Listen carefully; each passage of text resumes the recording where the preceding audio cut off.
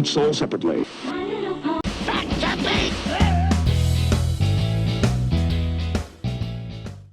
Hello everyone, this is James coming to you from toysandcartoons.com, and today we're going to be looking at some Masterpiece Transformers.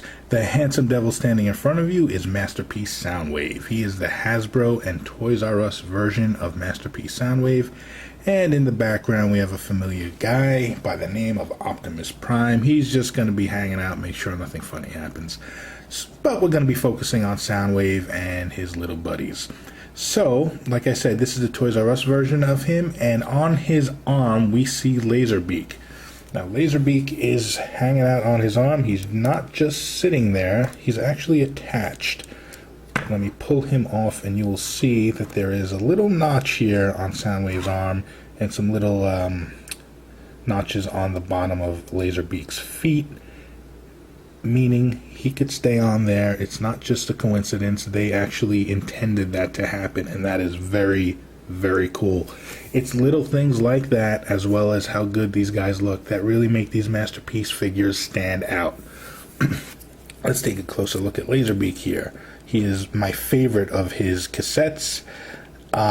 He is extremely cool. He looks like the cartoon. If you could see his face there, they actually did a very nice mold of his face. One of the cool things about him, and one of the things that I think is just brilliant in the engineering that went into him, is these weapons on his back.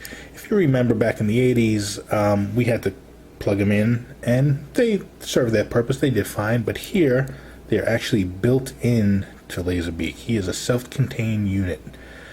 And yeah, we'll just give him a quick transform here. You put his feet up. You flip his wings around like this, and then close them up. And here are his weapons. You can see there's the little holes in there. That's where his weapons are going to fold down into. Fold that down and fold them right over. Simple, elegant, and then fold his head right back. And we have a cassette of Laserbeak.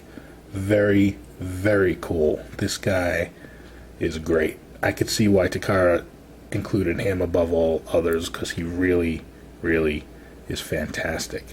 Like I said, the weapons are amazing to me. I just love the engineering that they put into this little guy. Inside of his chest now, we could see Ravage hanging out, and he is very cool as well.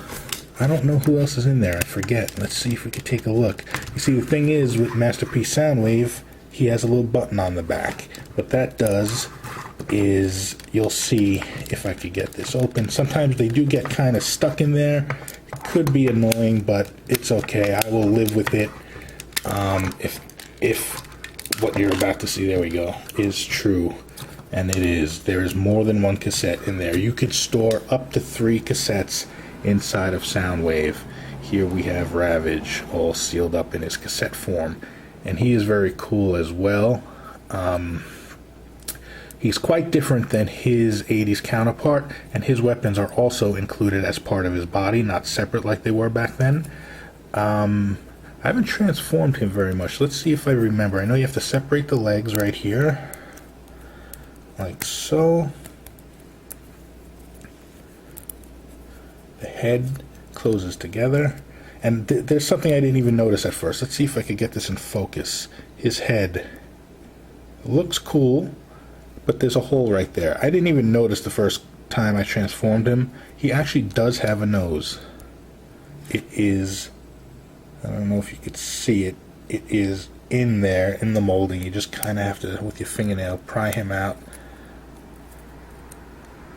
There we go. See, there's a little nose sticking up. So you put that over, and then you close his head again, and we have a full face on the guy. There he is, Ravage's face. Alright, the rest is fairly simple. You just fold these parts down. He does have a tail as well, which is here. You fold these parts over and down. There are his little missile launchers.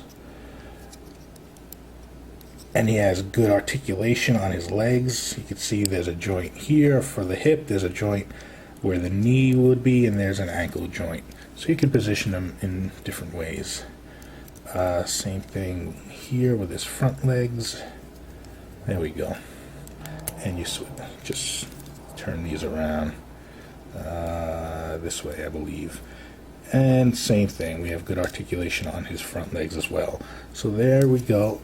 This is a neat little touch, this next part, where you just kind of raise him up like that. It gives him those shoulders, those high haunches that these felines have. It makes him look very, very sleek.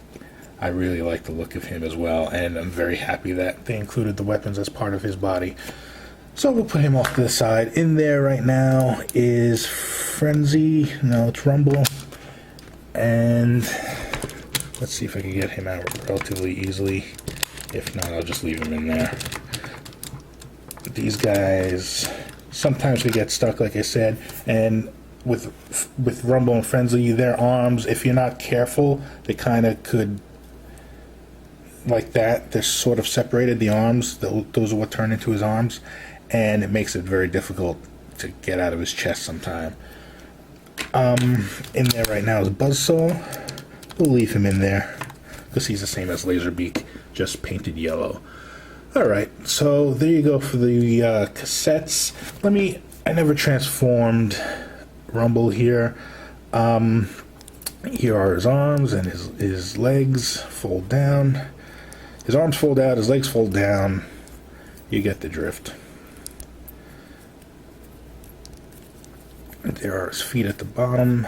You fold those up. And there's sort of a complicated little couple of movements here to get his legs out, because there's a folded in joint there, so you kind of have to spread that apart, and then you could rotate his legs. His arms come down, his head is in the back, so you just fold it up, turn it around. His hands are in there, and you fold them out.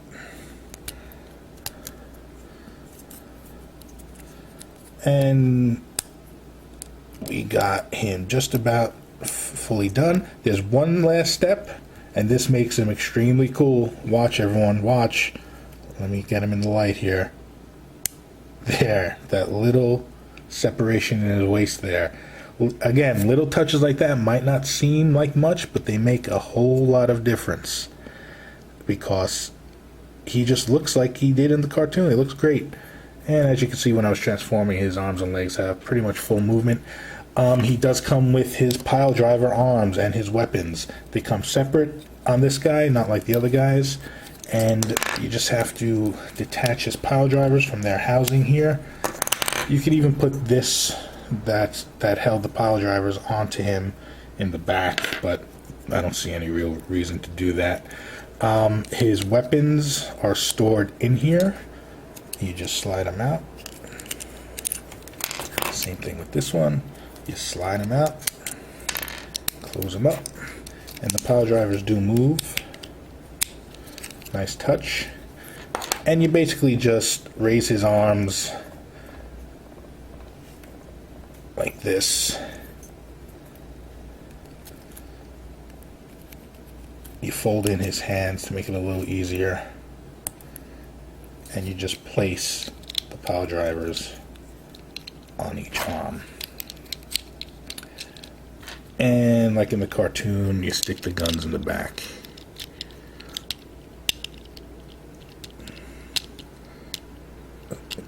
Oh, that was moving, so they do move, because you could put the guns in the hands as well, and it's a different peg, so the peg moves. There's one, and here comes two. And there we go. There is Rumble in all his pile driver glory. So we saw basically all the cassettes. The other two, like I said, they're just different paint on the same bodies. So there you go for the cassettes. They by themselves are very cool. The little details here and there, great engineering went into them. just a lot of little added things like being able to attach the pile drivers and even the casing that holds them. One thing I didn't show you, another accessory that comes with Soundwave, is this guy you might recognize. And yes, he's small. He's just a miniature version of Megatron in his gun form. And one of the cool things about these guys is that their fingers do move. You can open their hands. So he can grip Megatron and hold him pretty well. You obviously have to take off the shoulder stock there and the other parts attached to if you want. But that's a very cool thing. I didn't know he came with this when I saw him in there. I thought that was a great addition to Soundwave, having Megatron there. Alright, now let's take a look at Soundwave. He looks great. He really looks like the cartoon version of himself. When I heard there was a Masterpiece Soundwave, I thought to myself, is that really necessary? Because the old 80s G1 version of the toy was pretty good by itself. It looked reasonably like the cartoon as well. Not as detailed as this guy, obviously, but he looked pretty good. So when I saw that they were making a Masterpiece Soundwave, I wasn't quite sure if it was worth it, if it would be worth it. But now that I have him, and again, how I got him was kind of a funny story if you listen to the podcast on toysandcartoons.com. I am so happy that I have him now because he is, I guess, besides Prime they're both tied, I guess, for my favorite. They are just fantastic figures in every way. Even if we look at the back, he has this nice cool molding on the back, you know, nice little touches that they did here and there. If you could see that, yeah, that just looks nice. The paint scheme obviously looks great. Having 3 cassettes in there is a beautiful thing. If they made them thicker, I guess they could have put 4, but that would have just looked awkward. So 3 is good. Having more than 1 is just fantastic. Let me close up his hands here because we're going to need his fists clenched to transform him. We'll see that in a bit. So there he is. He's a big guy. Can't get him fully in frame. He's the same size as Prime is when Prime is in robot form. The MP-10 version, that is. And he does look great. And when we transform him, he will also look great as a cassette deck. So let's start that process. One of the things before we start, actually, on his legs here, you see this little added bit, kibble, if you will, on the side of his legs here. This is probably my favorite part of when he becomes a cassette deck, because it fills in little holes nicely. So let's do that. Let's first take his gun out of his hands. And you can see, even with his hands open, his fingers open, I should say, his gun is firmly in there, and it's not going to come out because there's a little tab on there. You can see there's a little hole, a little notch in his hand there, and there's a little tab on the handle of the gun. Same thing with Prime. That makes the gun stick into the hand very well. So with this gun, you just close it up, and this will be, again, via a notch on there and a hole in his back. This will be one of the batteries that, when he transforms, will be part of his tape deck. So let's stick that in his back. There we go. And the other battery is from his shoulder cannon right there. So what you do is you just twist it around and place it in the back. And as you can see, his race moves. I love the articulation on these guys. Full articulation with just about every joint you could think of. Nice tight, nice good joints. They're not loose at all. And that's another thing that makes these Masterpiece figures very special. Just the articulation. I showed you the articulation even in Ravage before. He has all these joints in his legs, makes them posable, makes them movable. It's excellent, the fact that he did that. That his waist moves and his head even moves. It doesn't look up all the way, down all the way, whatever, but that's more than sufficient. It can spin 360. And it just looks great. Obviously, it looks like Soundwave. The molding there is perfect. So let's start by transforming his Again, we have to close his hands, like transforming his hands. You open this compartment here and you just flip the fists in and close it up. Same on the other side. Close it up. And you can see there's even detailed molding on the inner part of the hand compartment. Now, why did they do that? They definitely didn't have to do that. That's going the extra mile, and it's very, very much appreciated. All right, so let's straighten his arms out. And what we do is we just carefully flip these little tabs up in the back of his shoulders, and then flip his arm backwards. He transforms in a similar manner to his 80s counterpart. There's just a couple more steps and some more detail, and it's obviously built more solidly, so the extra steps are needed. Okay, so we have his arms back. What we need to do next is work on his legs. What we're going to do is rotate his legs. Again, he has full maneuverability on his legs here. So we want to rotate him at the knees. The first time I got him and I rotated his legs, he actually rotated at the hip like that, but that is not correct. And I'm glad I didn't force that, because that might have broken him. So make sure you rotate him at the knees there. Next, we should deal with his feet. So in order to do that, we lift these. These are just more or less, for now, straight plastic pieces. We want to put them straight out. And his feet will just move up and into those pieces. So you just flip them, you rotate them, and again, via a notch here and a tab there, they just will stick together nicely. Same on this side, and there we go.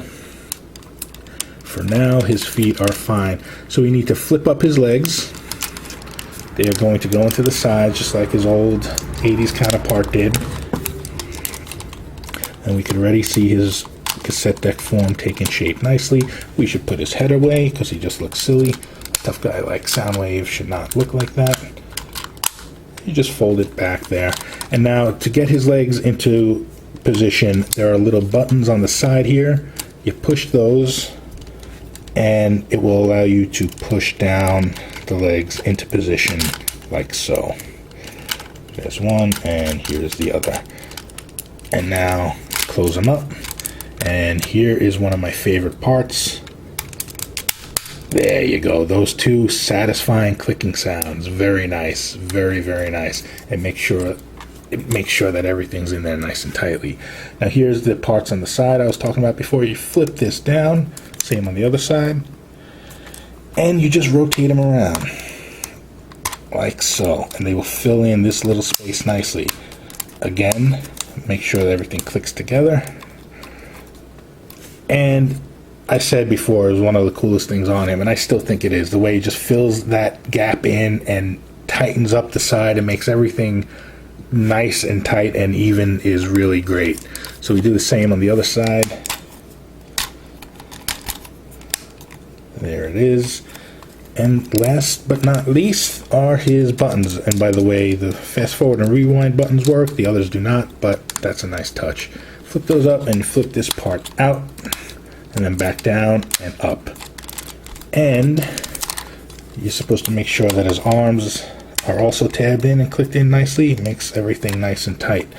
And there we go. Here is Soundwave in his cassette deck form. Now obviously, these days cassette decks don't even exist, so they did modernize him a little bit. They put these little ports and like SD slots and things like that on the side. Again, they didn't have to, just a nice little touch. He's thicker than his 80s counterpart, but that's just to hide the extra goodness.